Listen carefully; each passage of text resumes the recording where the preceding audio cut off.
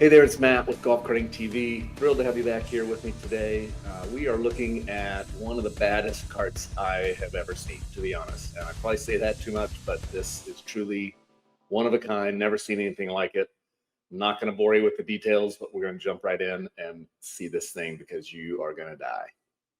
Cool. Well, Tim, thank you so much for joining us today. Why don't you real quick just introduce yourself, tell me where you are, and then tell me just real quick kind of on the base of where you started with this cart.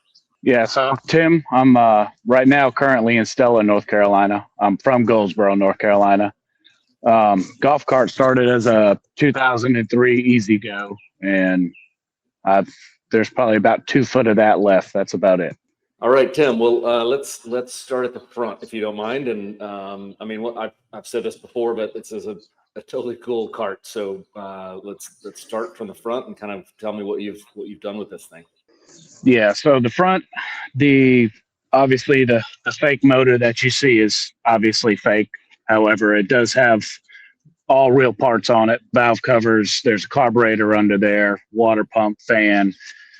There's spark plugs, wires, distributor, the coils up there, radiator, fake radiator.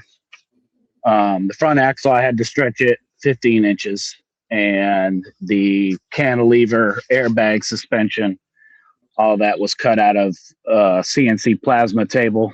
A buddy of mine actually runs these on his rat rods that he builds. So I was fortunate enough to use these on this golf cart. The motor is what covers my lithium battery. So if I just disconnect this radiator hose right here, I can lift this whole motor up off of that lithium battery. And then all the wiring and everything like that then comes in. Does it run through some of those things, or is it just kind of hidden along the frame? Yeah, all the wires for the battery actually run battery, and then behind the firewall in this cowl right here, because all my electronics are in this cowl. So my speed controller, my solenoid, both my chargers, because I'm running 2 chargers because I have a 48 volt lithium here, and then there's another 12 volt in the back behind the backrest inside the golf cart, which runs my air compressors, my horn, headlights, tail lights. For the wheels and tires, where'd you get those from? So the wheels are, the front ones are the donuts that are in the trunk of, so I used Honda wheels. Those are the donuts, your spare tire. Yeah. And then the back are regular 14-inch, but I ran them backwards. That way the deep dish was outside. So you painted them, those wheels to match all the trim and stuff? Is that what you did? Yeah, I did a copper on the wheels. The door hinges are copper, valve covers, my cantilevers, and then obviously the front rims are done copper. A few other copper accents, but that's about it. Didn't want to do too much, but yeah. Well, it works out perfect. I think relative to the red and the copper color scheme, definitely's got a cool look to it for sure. Yeah. And what is that body made of? So the body is made out of fiberglass.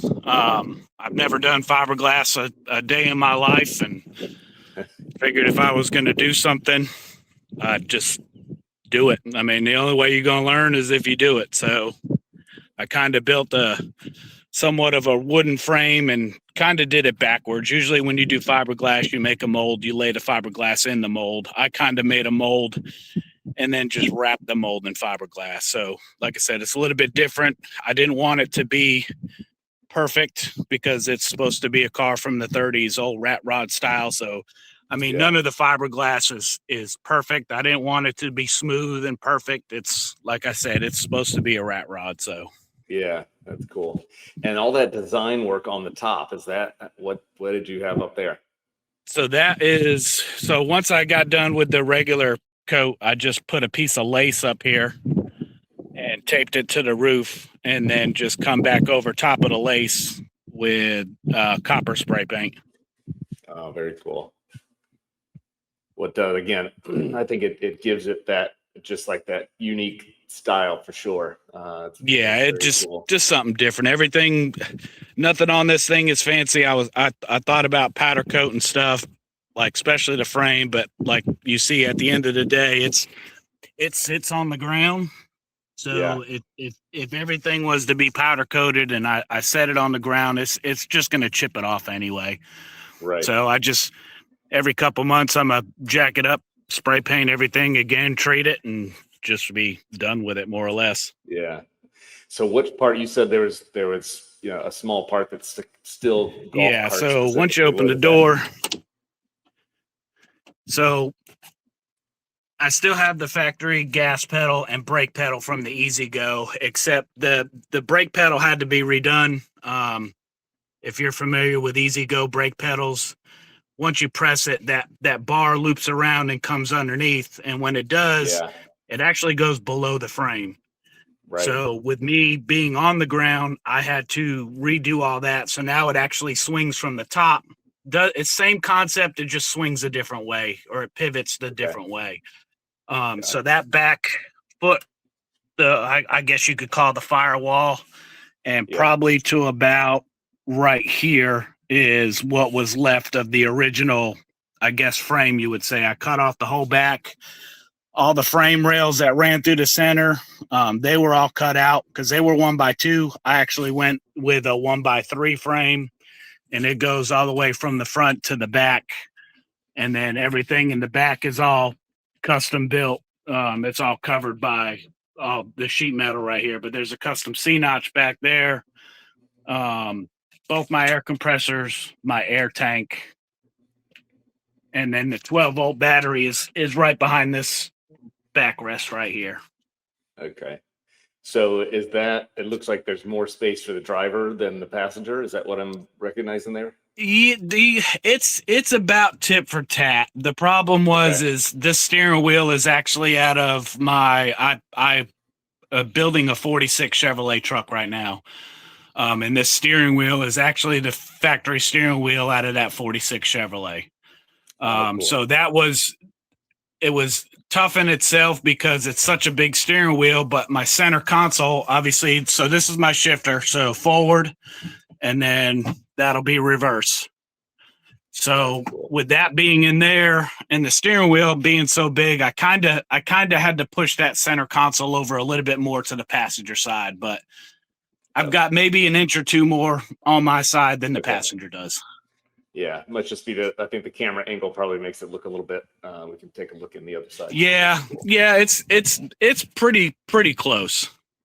Yeah, and so as far as access to all your power parts and air compressors and stuff like that, is there a hatch of some sort in the back, or how do you? Yeah, so the top deck lid back here, it's screwed in. So if I just take all the screws out, I can pop this whole back deck lid up, and then it gives me access to everything that's back there. Got it. Very cool. Very cool. And I love the brass knuckles. I saw that on the front as well as what you've got there on the shifter. That's pretty cool. Yeah, it's just a piece of rebar I had laying around in the shop. About like half the stuff that's on this golf cart is just stuff I had laying around the shop. Yeah, like all the motor parts. I've got some small block Chevrolets in my shop, and I just started robbing parts. So yeah. How long about did it take you to put this whole thing together, you think? It took me a year to do it. A lot of long nights during the week.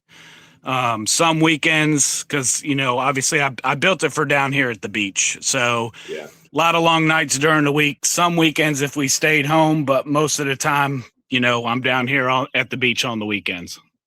Yeah, that's so cool. So what is when you're driving it around, what do people say to you? Like, are they wonder what the heck the thing is, or like what kind of? Yeah, it's funny because a lot of people they do think it's a real car, and the funny thing is as soon as I pull up and I get out, they're like, man, I thought that thing would make a little bit more noise than it does with with the motor and exhaust, and I obviously I tell them no, it's just a golf cart. So right, that's so cool. And then are you able to show me the airlift on camera, or do we need to record that on camera yep. or what? So all my switches right here are just your basic, I got a power switch, my horn, which is an old school Uga horn. And then these are for my compressors. And then there's the air gauge. Obviously, I'm running DC house stuff, so the battery.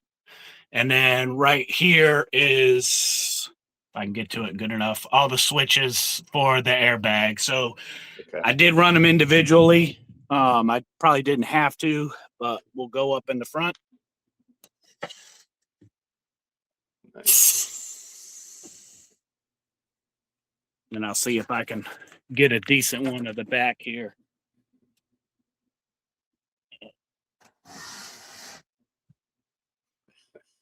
That is so cool. That is so cool. But I ran them individually. I probably didn't have to, just because I'm not worried about the whole side to side. I just wanted basically to lift the front and lift the back. Yeah. And when you're driving it, obviously you've got to lift it up off the ground a little bit. Yeah, and I don't lift it up much. Kind of like that low look. So yeah. But if I needed to, like when I loaded it on the trailer, to bring it down here, it had to be up pretty high. Okay. And what's the range that you have as far as that distance? You talking about just the height itself? Yeah, height from the ground. Yeah. I could probably get about 10 or 11 inches. Okay. Front and rear. Yeah. That's so cool. And you said it's running on lithium. What kind of battery and power do you have? Yeah, so both of them are DC house. So the 48 volt that's underneath this fake motor is a DC house. And then there's a 12 volt, 165 amp hour that I said, like, that's right behind the backrest right there. Yeah. And like I said, it runs the air compressors, headlights, taillights, and my horn. Okay.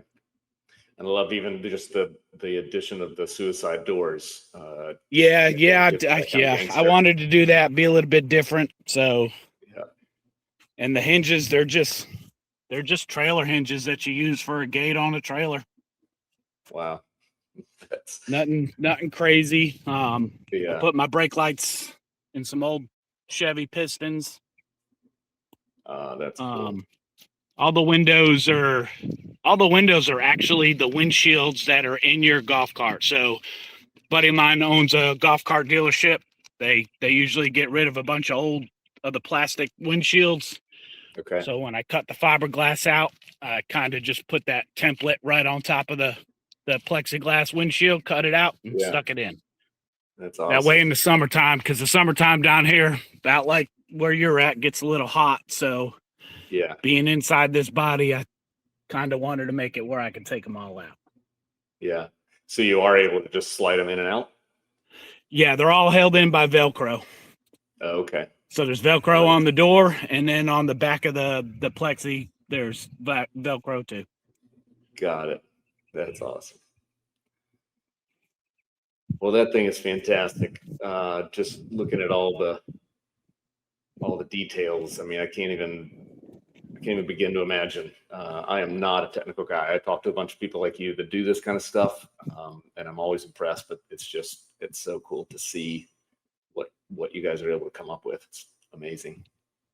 Yeah, I just wanted to build something different. I don't, I'm not a golf cart business owner. Like I said, I built some golf carts, just your typical, you do the lift kits and put some rims and tires and, you paint stuff like that. And me and a buddy talked about it a long time ago, just putting some airbags on some golf carts, and got brought up again. And I was like, you know what? I mean, now's the time to do it. Yeah. And like I said, I've got some buddies, they own Steadfast Metal Company, which is that little symbol right there, the S. And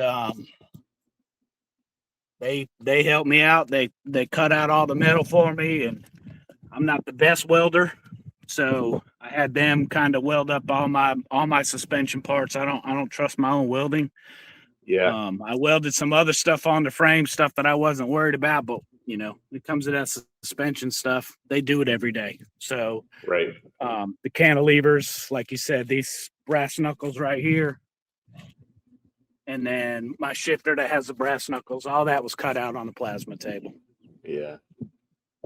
Awesome, Tim. Well, thank you so much for taking the time. This is such a cool build, and I'm glad you posted it online. I think that's where I found you, on Facebook somewhere, and I really appreciate you taking the time to join me here today. Yes, sir. I appreciate it. How cool was that?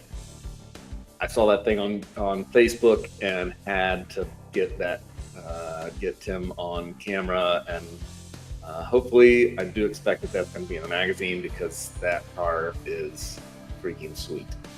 Hope you enjoyed that as much as I do. Please be sure to like, subscribe, share, do all those fun things, and we'll see you back here next Thursday at noon every week for Golf Carting TV. See you then.